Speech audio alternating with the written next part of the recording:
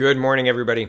Yesterday had so much news, and I had a few meetings to get to. So 4 or 5 hours of testimony to watch and then respond to, and then the couple of meetings I had just absolutely killed my productivity for getting videos out. And then this morning happened, and Mr. Trudeau had an 8 a.m. press conference, and that's what we're going to go through, because really, this is the linchpin. This is the icing on the cake. This is the thing that wraps it all together. What Gerald Butts said was obviously true, and what Jody Wilson-Raybould said was obviously false. And so the Prime Minister is responding to the true testimony of Gerald Butts and saying, we're sorry that she experienced it differently, and we've learned a lot, and, we're going to get outside professional opinions on some things. That's the push of this, but mainly that she experienced it differently. So, me and Jerry Butts, we saw it one way and she saw it the other. So us versus them, or us versus her, those two win. But Ms. Philpott has entered the game, right? Ms. Philpott is now saying, I can't be a part of this government. I don't have confidence in your leadership. Trudeau was also asked the question, how do you carry on with these two in your caucus if they don't have confidence in your leadership? And he kind of gives a platitude like, oh, well, they're working for, our liberal goals and whatever.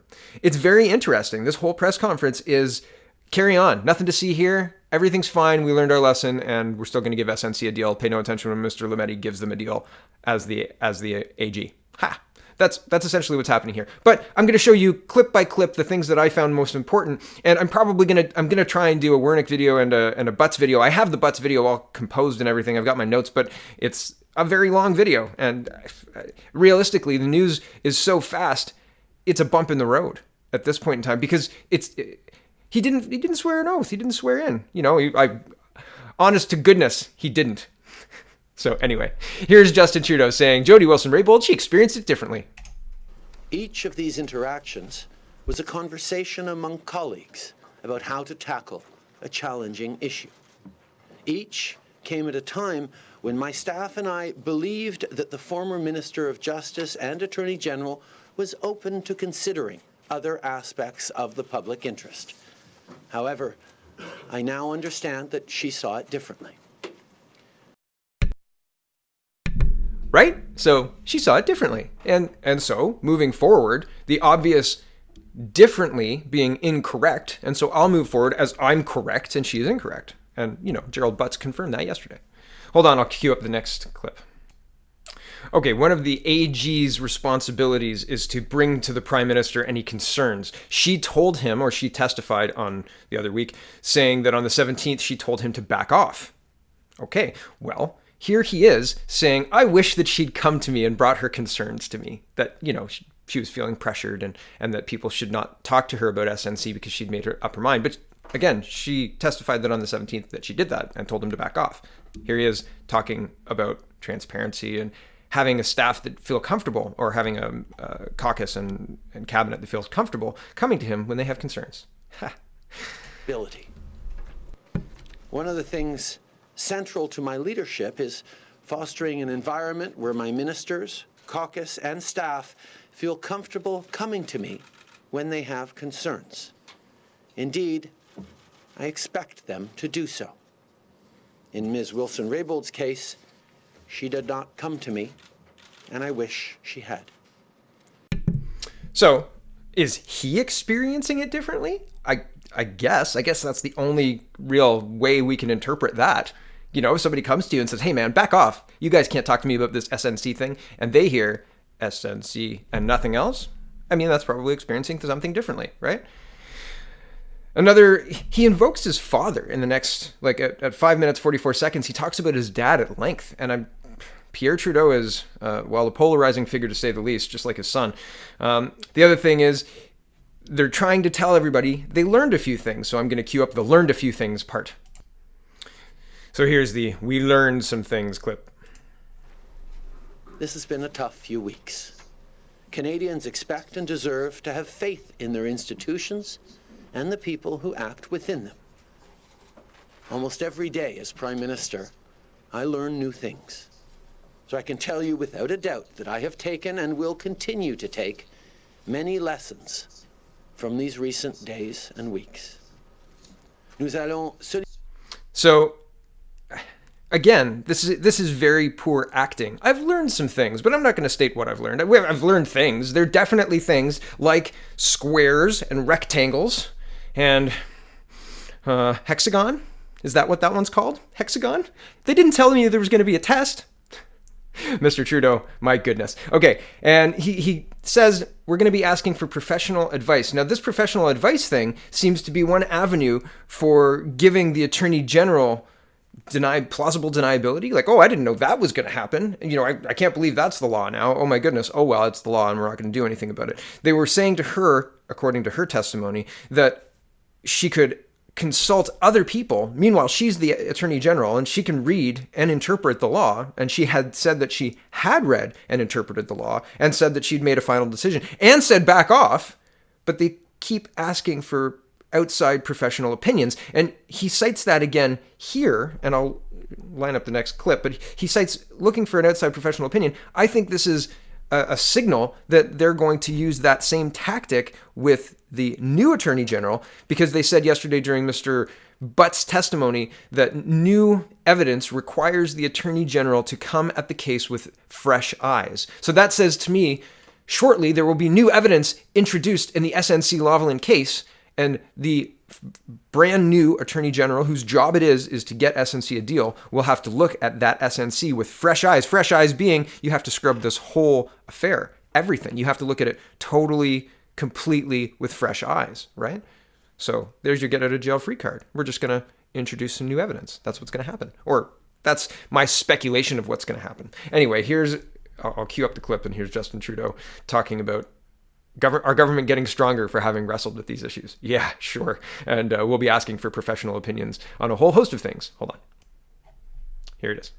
Issues. Going forward, we will be seeking external expert opinions on a number of things as they relate to the set of issues raised over the past few weeks. This includes the dual role of the Minister of Justice and the Attorney General, as well as the operating policies and practices across Cabinet, the public service, and political staff as they relate specifically to judicial matters, but also more generally. Ultimately, I believe our government will be stronger for having wrestled with these issues. Right. Exactly how, I'm not sure, because in the next election, you're probably going to get less seats because nobody believes you and you seem like a big liar who's giving your crony buddies a skate on breaking the law. Huh? Yeah, that's what it looks like to me. Okay, so the questions start at 11:15, and the first question is a pretty good one, I thought. And Trudeau, well, I'll line it up and I'll set it up in just a minute. Okay, so there's a couple of important questions, and the first two are very important in my opinion. So the first one is talking about the specific allegations of Jody Wilson-Raybould. Did your staff say these things? And I've got my little notes here, and follow along. Nope. Prime Minister, what about the activities of your staff and all of this? Clerk, all of these suggestions that in those meetings with Jody Wilson-Raybould, there was issues of we have to get elected. We can't just make this a justice decision. You're running into a collision with the Prime Minister. What about all that? Every conversation that was had was obviously focused on the well-being of Canadians. It is our responsibility to ensure that we're doing everything we can to protect jobs, to grow our economy, to ensure that pensioners and workers are protected, and that's something that my job and my team take very, very seriously. Every step of the way, however, we are careful to ensure that we are respecting our institutions and indeed the integrity of the justice system. But did those things happen? Did your aides say it's all right to have a good justice policy, but we have to get elected? Did your aides talk about Quebec politics and your re-election in the context of a criminal prosecution? There were detailed conversations on a broad range of things that were discussed and laid bare in the various testimonies that we heard over the past weeks. I want to tell you that means yes. There were things said and laid bare in the various testimony. That means yes. That's just yes. Yes. Yes, those things were said. Yes, confirmed by the Prime Minister. Yes. Tell you is my team and everyone in this government always remains focused on how we make sure that we're protecting jobs and building a better future for Canadians, and doing so in a way that protects our institutions. See how out of touch he is? He thinks, oh, I'm just going to have a press conference and tell them we learned some stuff, and then tell them it's all about jobs, jobs, jobs, jobs, jobs, jobs, jobs. Pay no attention to the Alberta jobs, jobs, jobs, and all of the pipeline stuff, jobs, jobs, jobs. Ridiculous. It's absolutely ridiculous. And nobody is buying this. Nobody at all believes that the reason this government is trying desperately to bail out SNC is for jobs. Like, that might be one of the reasons, but it is it is nowhere near the big push. The Liberal Party is trying to protect itself and an asset it has built. And the asset is saying, we're going to leave if you don't let us get away with this. And, well, he's the leader of the Liberal Party, and it's his job to make sure assets built by Liberal dollars and that have Liberal dollars flowing back into Liberal coffers doesn't leave to another country. That's his job, right? You make sure that golden goose doesn't fly the coop. It's incredible what's going on, and it's plain as day. Hold on, I'm going to line up the next clip. Okay, this line of questioning happens immediately following, and this is talking about you've lost 2 MPs and your principal secretary, and you're telling us that jobs, jobs, jobs, and this is a nothing burger? Like, oh, nothing to see here. Everything's fine, and we're all united, and don't worry about the public questioning on Twitter. Don't worry about the Liberal MPs stepping down. Everything's fine. The Liberal caucus is fine. Yeah, it's not fine, clearly. But, I mean, whatever, right? Here's the question and answer. It's in French, but it's dubbed over English, so sorry if it's hard to hear. Lost 2 ministers. They've said they have no confidence, no longer have confidence sitting around the cabinet table. How can you keep them within your caucus and maintain cohesion among the team? Ms. Wilson-Raybould and Dr. Philpott both indicated that they wanted to remain in the Liberal caucus as members, and they fundamentally believe in our agenda, growth for the middle class, protecting the environment, reconciliation with Indigenous peoples. And that is exactly what we're going to work on as a team.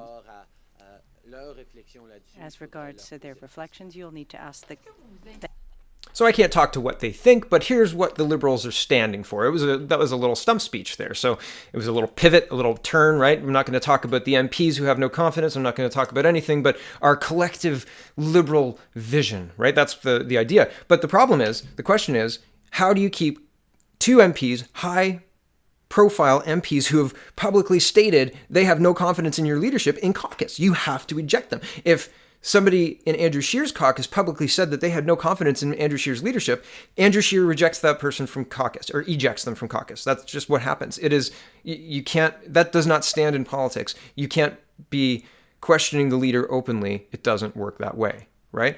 So what are you going to do, Trudeau? You're going to talk about jobs. You're going to talk about jobs. Okay, I'm going to get to the next clip. Hold on a second. Okay, so this is the question about, she told you that you needed to back off. Why did you ask your staff to continue to work on the file? Minister Wilson-Raybould says that she told you on September 17th that she had made her decision, and after that you told your staff to continue to work on the file. Why would you ask them to continue to work on it if she told you she'd already made up her mind? Part of the terms of the DPA indicates that decision can be taken by the Attorney General up until the very last minute of a trial. So we considered that she was still open to hearing different arguments and different approaches on what her decision could be. As we now learned through this testimony, that was not the case.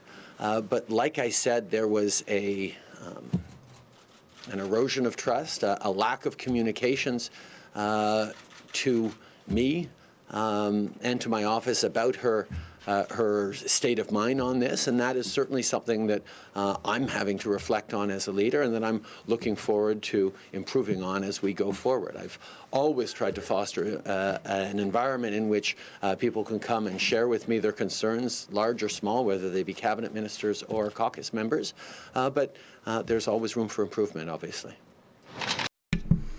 I mean, is that really an answer? She told you that her decision was made, and you said, well, that's not in keeping with the law, so I instructed my ministers to pressure Miss Wilson-Raybould in accordance with the fact that she could change her mind up to the last minute of a trial. So, yeah, I mean, it was totally illegal to do that, right? Except that it probably wasn't moral to do that. I don't know, just my opinion. Okay, hold on, I'll get the next clip lined up. Okay, this is Why Should They Believe You and Mr. Butts over Jody Wilson-Raybould and Miss Philpott. Or, sorry, Dr. Philpott. Here he is. Canadians are seeing two versions. Why should they believe your version, Mr. Butts' version, as opposed to Ms. Wilson-Raybould's version? I acknowledge that within my office, and with respect to the testimony by Ms. Wilson-Raybould, there are different perspectives. As Prime Minister, I can reassure Canadians that the integrity of our institutions was never affected. Our justice system and the independence of it was always maintained. Situations were experienced differently, and I regret that. I plan to ensure that we have measures in place to improve the way my office works when it comes to contact with ministers and caucus members, but Canadians can rest assured that the rule of law remains Rule of law. You gotta love rule of law. So, I mean, again, he's really, this is supposed to be a conciliatory kind of speech here, and this is not very conciliatory. It's not very, mea culpa, I made a mistake and I'll never do it again, and the Liberals learned something. It's more like, yeah, we definitely learned something, and we're going to keep doing what we're doing, so you guys keep doing what you're doing. Everybody pay your taxes. Thumbs up. All right, everybody. It's like Bill Lumbergh, right? You going to work Saturday? No? Are you sure? You sure? Because it's really important that we work Saturday. Okay, I'm going to line up the next clip. Okay, this is, what exactly did you say to Jody Wilson-Raybould on the 17th? What did you not understand about back off? And what exactly did you not understand when she said back off? I said to her that I was preoccupied by the number of jobs involved in this in Quebec and obviously across the country. This is something that I was clear on, and then I asked her, even though I heard that she had made a decision, she indicated to me that she had made a decision. I asked her if she could revisit that decision, if she was open to considering, to looking at it once again, and she said that she would. As we look back and as we hear her testimony, as I understand, she went back and revisited it over the following days and reconfirmed her decision for herself, and then felt that it was inappropriate when we continued to talk about it and have conversations about it over the course of the fall. I wish she had come forward to me in the fall subsequent to that meeting to highlight that. She did not, and that, quite frankly, is something that I am reflecting on as a leader, to make sure that everyone within my office and my cabinet and my caucus know that they can come forward to me with preoccupations like this. What exactly did Jody Wilson-Raybould say to you when she resigned on February? Sorry about that. And so he's not denying that she said back off, and he would just kept pushing forward anyway. So it's a really interesting thing. Okay, one final clip to line up, and that'll be the end of this. Hold on a second. This is what I was alluding to at the top. Are you apologizing for anything today? No, not really. So he's not really understanding the gravity of what's happening. We don't want a two-tier legal system. SNC Lavalin accessing a deferred prosecution agreement equals a two-tiered legal system. And the way you snuck in the deferred prosecution agreement should be scandal enough, but apparently it's not. And the fact that you leaned on the Attorney General, then fired her when she didn't give access to the DPA to SNC Lavalin is worse. But still, seemingly not enough. I think you're just going to carry on, Mr. Trudeau. Carry on right into October, which will suit me just fine. Please do carry on. Okay, here he is.